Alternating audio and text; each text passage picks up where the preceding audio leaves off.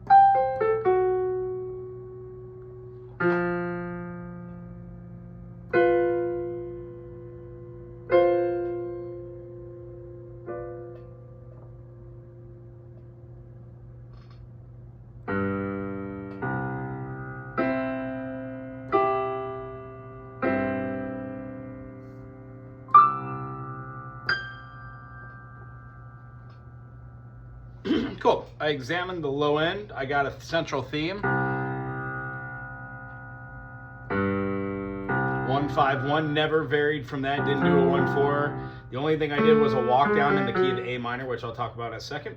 I established a major third, a minor third, and utilized those for the melody. The next time I did my major third and the perfect fourth, but still based off of the overtone series. Then moving through, next thing we highlighted was that an A minor can be played while keeping that. Heck, you could even do a B diminished and then back to the C. Why? It resolves. Last thing we ended on there was a C sus into this. So basically we utilized the 1 chord to build tension and back. The idea there is we went to the subdominant here, which builds tension. If we went to the F, it would have been called a plagal cadence. That's the most traditional way to end things. You'll know it as the amen cadence or the amen cadence.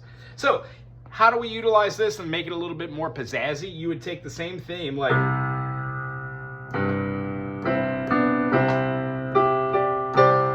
and build tension with different chords.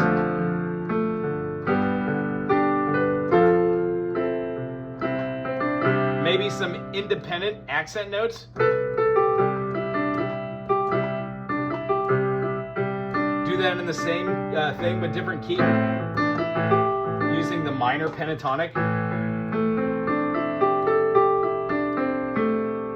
And then when we go down to the F, it's building more tension to the G, but you don't have to play full triads. You can play just root notes.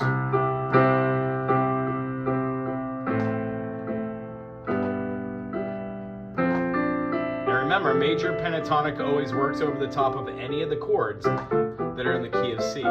Having said that, try that same concept by modulating to another key and see if you can do the same melody pattern. Easiest said, maybe modulate to a F major, so E diminished. Now we're in the key of F. F major, G minor, F major, G minor, A minor, B flat major, C major, D major, E minor, F sharp diminished, and then into G major again. So, having said that, we had like a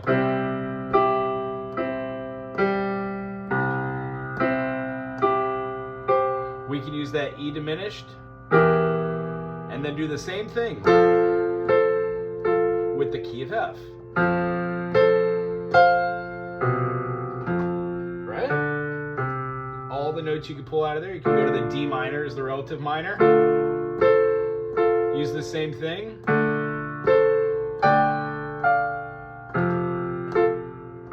If you wanted to get out of that key, you could use the F sharp diminished to go to the G.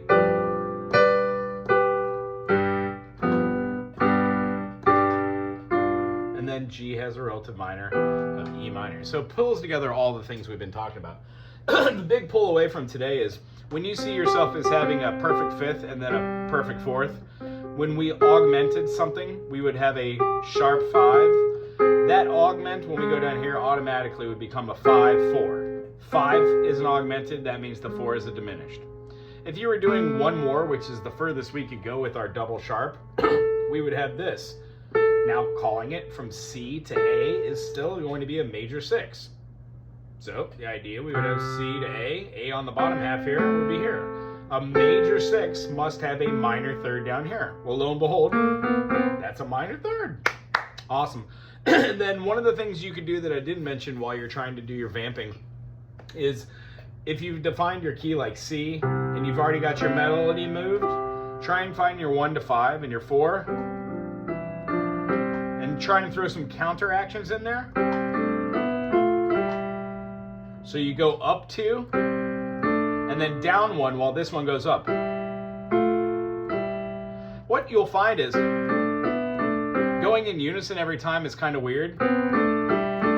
Going in reverse on everything, no matter where you're at, is it could work in every key, especially C, because you're quite literally just seeing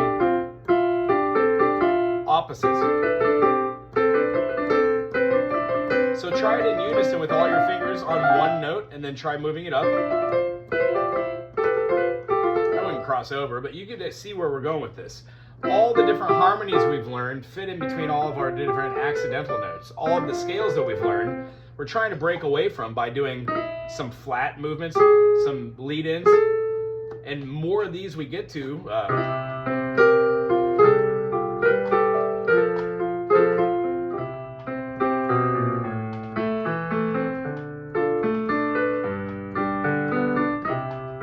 The more we get into playing just melodies from what I just did going up and down through all these chords, lets me know that I know where a major chord is, I know how to turn that into a minor chord, and I know how to turn that into a diminished.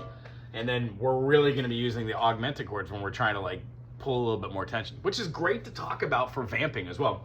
So the takeaway is try and work on some of those finger exercises. In the key of F, F, G, A, B flat, C, D, E, F. So the 5th of this is going to be C. So go down here, we've got our 4th. And remember to include our B flat.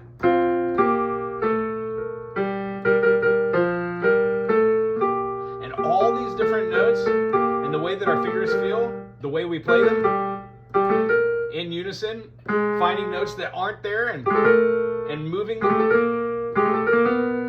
Trying to have a little fun with individual notes in between notes is a lot of fun too. And believe me, I know I'm going a little fast, but if you go slow enough,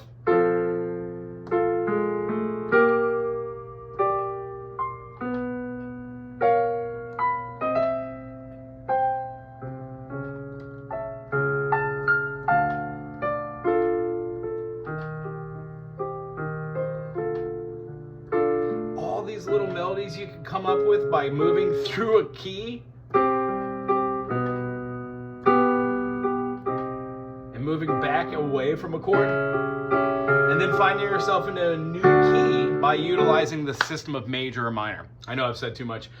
If you're going through the process of seeing C, F, D, G, you can even modulate through the circle of fifths by knowing where you're at and using what we were calling secondary dominance.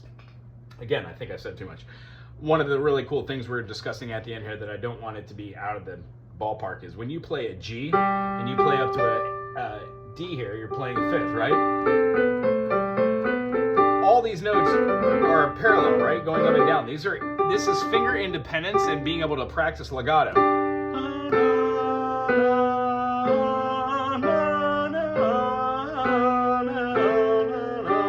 If you move it this way and you introduce the F sharp into the whole basket of things, you would find yourself having a different note, which is still in the key, but now it's right next to it and it causes dissonance.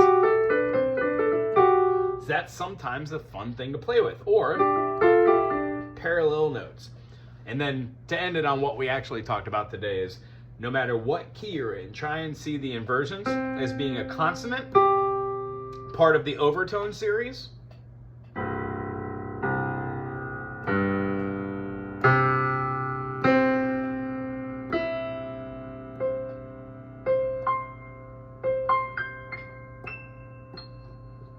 and all these notes correlating to having dissonances. Because when we hear those dissonances, we could utilize them sometimes. This being the most dissonant thing we can hear. It's an octave and a half step. Wonderful. Anywho, it was wonderful seeing you today. Aloha.